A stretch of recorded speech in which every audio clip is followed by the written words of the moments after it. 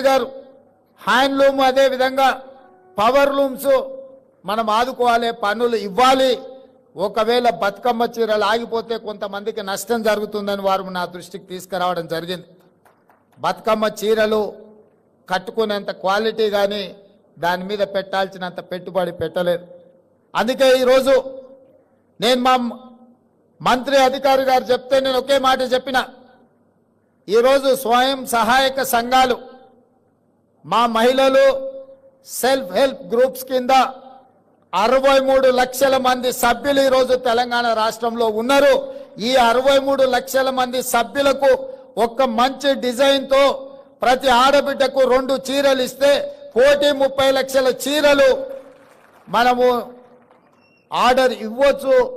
మంచి డిజైన్లతోని మంచి క్వాలిటీతోని ముందుకు రమ్మని మా అధికారులకు సూచన చేసినాం. తొందరలోనే స్వయం సహాయక మహిళా గ్రూపుల్లో ఉండే ప్రతి మహిళకు సంవత్సరానికి 2 చీరలు ఇవ్వాలి అన్న ఆలోచన ఈరోజు రాష్ట్ర ప్రభుత్వము మీ అభిమానంతో ఈరోజు ఆ నిర్ణయం తీసుకోవడం జరిగింది.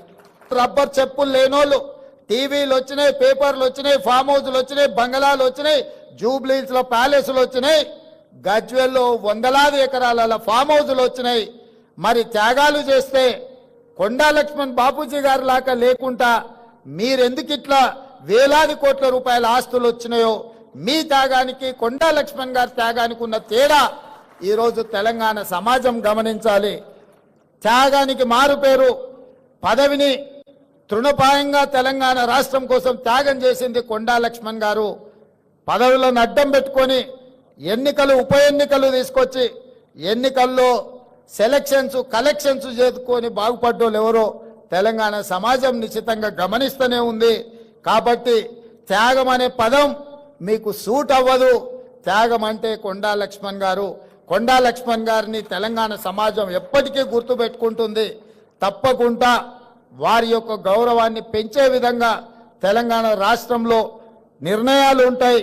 ఈ ఇండియన్ ఇన్స్టిట్యూట్ ఆఫ్ హ్యాండ్లూమ్ టెక్నాలజీకి కొండా లక్ష్మణ్ బాపూజీ గారి పేరు